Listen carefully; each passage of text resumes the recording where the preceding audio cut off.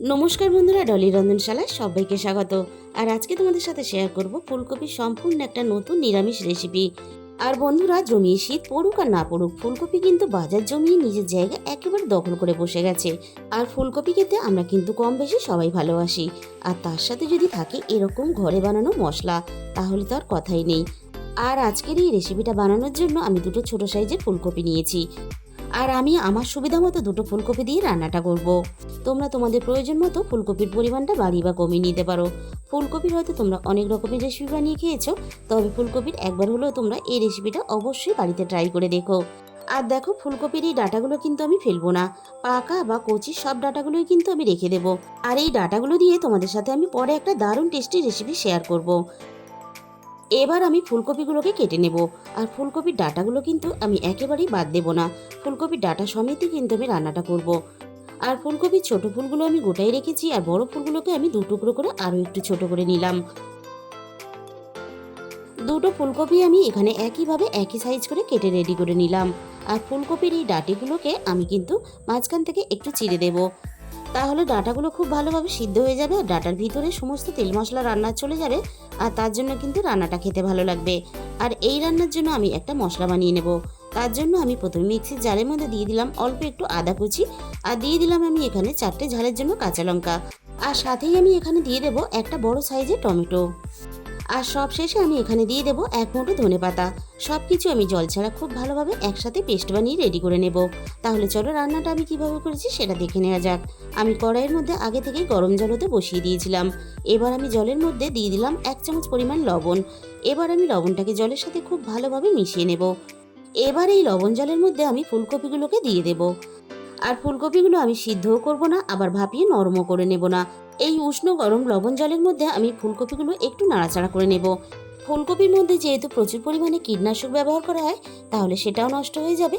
আর ফুলকপির ভিতরে যদি কোনো পোকা থাকে সেটাও তাহলে বেরিয়ে আসবে। আর ফুলকপির যে একটা নিজস্ব গন্ধ আছে, এইভাবে একটু নাড়াচাড়া করে নিলে সেটাও চলে যাবে। আবার অনেকেরই কিন্তু ফুলকপি খেলে গ্যাস অম্লের সমস্যা হয়, সেটাও কিন্তু আর হওয়ার ভয় থাকবে না। লবণ জলের মধ্যে আমি মিনিট 2 মতো ফুলকপিগুলো একটু নাড়াচাড়া করে নিয়েছি। এবার আমি সমস্ত ফুলকপিগুলো তুলে খুব ভালোভাবে জল ঝরিয়ে নেব। আবারও আমি কড়াইটাকে খুব ভালোভাবে ধুয়ে পরিষ্কার করে গ্যাসের মধ্যে বসিয়ে দিয়েছি। এবার আমি কড়াইয়ের মধ্যে 2 চামচের মতো সর্ষের তেল দিয়ে দিয়েছি। তেলটাকে আমি প্রথমে খুব ভালোভাবে গরম করে নেব। এবার আমি তোমাদের খুব কাছে থেকে দেখিয়ে দেবো, দেখো ফুলকপি কিন্তু সিদ্ধ হয়নি, আবার নরমও হয়ে যায়নি। ঠিক এরকম করেই কিন্তু লবণ জলের মধ্যে ফুলকপিগুলো নাড়াচাড়া করে নামিয়ে নিতে হবে। এবার আমি ফুলকপিগুলোকে তেলের মধ্যে দিয়ে দিলাম ভাজার জন্য। কড়াইটা একটু বেশি গরম হয়ে গেছে, তাই ফুলকপিগুলো একটু নাড়াচাড়া করে নিলাম, যাতে ফুলকপিগুলো পুড়ে না যায়। ফুলকপিটা আমি মিনিট খানেকের মতো একটু নাড়াচাড়া করে নিয়ে এবার আমি ফুলকপির মধ্যে স্বাদ মতো লবণ দিয়ে দিলাম। আর সাথেই আমি দিয়ে দেবো অল্প একটু হলুদের গুঁড়ো।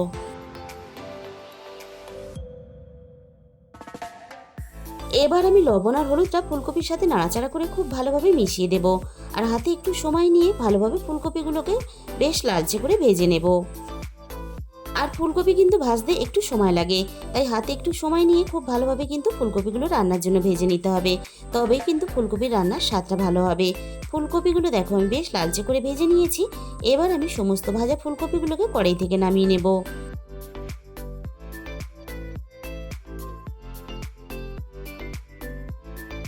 সমস্ত ভাজা ফুলকপিগুলো কড়াই থেকে নামিয়ে নেওয়ার পরে আমি কড়াইয়ের মধ্যে আবারও রান্নার জন্য প্রয়োজন মতো সর্ষের তেল দিয়ে দিলাম। তেলটাকে খুব ভালোভাবে গরম করে নিয়ে এবার আমি তেলের মধ্যে ফোড়নে দিয়ে দিলাম অল্প একটু গোটা জিরে। আর সাথেই আমি দিয়ে দেব একটা তেজপাতা কুচি। এবার আমি ফোড়নটাকে নাড়াচাড়া করে কয়েক সেকেন্ড ভেজে নেব, ফোড়ন থেকে সুন্দর একটা মিষ্টি গন্ধ বেরিয়ে আসা পর্যন্ত। ফোড়ন থেকে সুন্দর একটা মিষ্টি গন্ধ বেরিয়ে আসার সাথে সাথে আমি আগে থেকে কেটে রাখা আলুগুলোকে দিয়ে দিলাম ভাজার জন্য। আর আলুর সাথেই আমি রান্নার স্বাদ মতো লবণটা দিয়ে দিলাম। আর আলুর টুকরোগুলো যেহেতু আমি একটু বেশ বড় বড় করে কেটেছি, তাই কিন্তু আলুগুলো আমি একটু হাতে সময় নিয়ে খুব ভালোভাবে ভেজে নেব। আর ফুলকপির আলু যদি এরকম একটু বড় করে কাটা হয়, তাহলে কিন্তু রান্নাটা দেখতে ভালো লাগে। মিনিট 2 মতো আমি ঢাকা দিয়ে দিলাম, যাতে ভিতর থেকে খুব ভালোভাবে আলুটা সিদ্ধ ভাব চলে আসে আর খুব সুন্দরভাবে ভাজা হয়ে যায়। ঠিক মিনিট 2 পরে আমি কড়াই থেকে ঢাকাটাকে সরিয়ে নিলাম। আমি আরও একটু সময় নিয়ে আলুগুলোকে নাড়াচাড়া করে আরও একটু লালচে করে ভেজে নেব।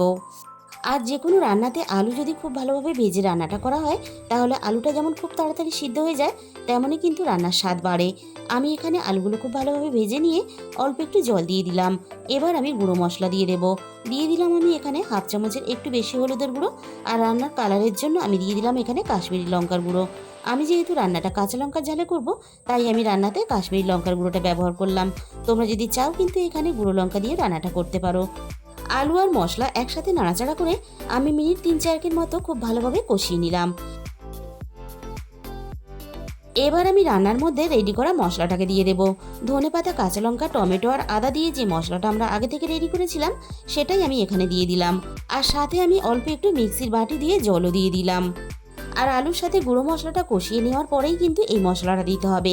যেহেতু আমরা এখানে রান্নাতে ধনেপাতা ব্যবহার করেছি, তাই আগে থেকে ধনেপাতাটা খুব বেশি কষালে তাহলে ধনেপাতার সুন্দর মিষ্টি গন্ধটা কিন্তু নষ্ট হয়ে যাবে।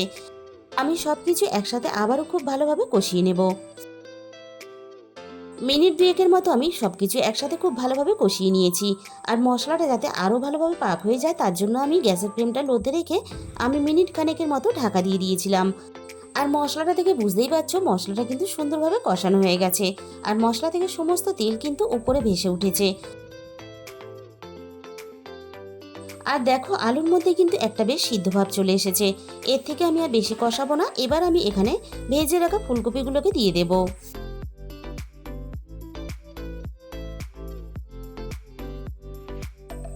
এবার আমি সমস্ত মশলা আলুর সাথে ফুলকপিগুলো একটু সময় নিয়ে নাড়াচাড়া করে খুব ভালোভাবে আবার কষিয়ে নেব।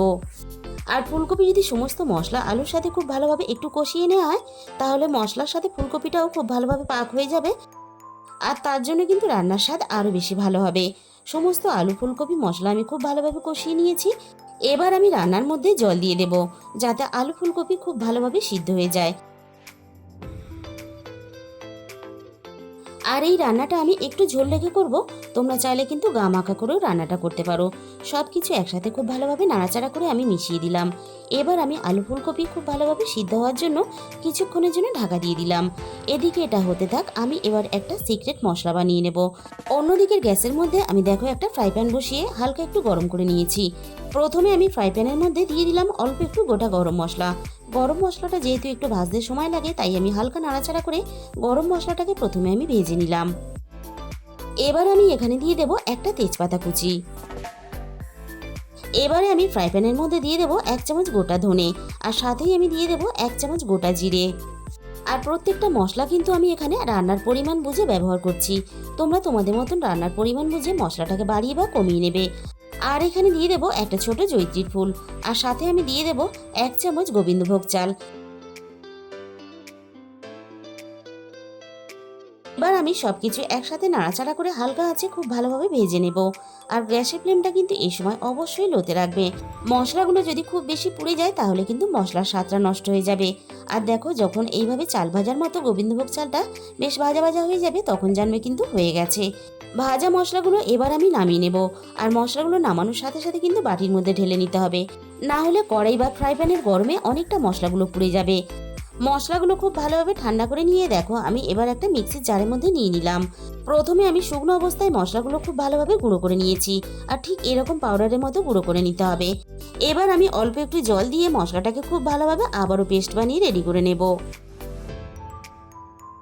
এবার আমি মিনিট 15 পরে কড়াই থেকে ঢাকাটাকে সরিয়ে দেখে নেব আলু ফুলকপি খুব ভালোভাবে সিদ্ধ হয়েছে কিনা।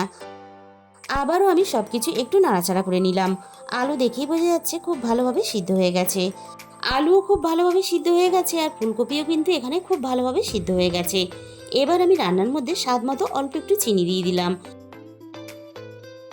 আর ফুলকপির তরকারিতে অল্প একটু চিনি না দিলে তাহলে কিন্তু খেতে ভালো লাগবে না। চিনিটাকে আমি নাড়াচাড়া করে খুব ভালোভাবে মিশিয়ে দিলাম। যে ভাজা মশলাটা আমরা রেডি করেছিলাম সেই ভাজা মশলার পেস্টটা কিন্তু আমি এখানে দিয়ে দিলাম।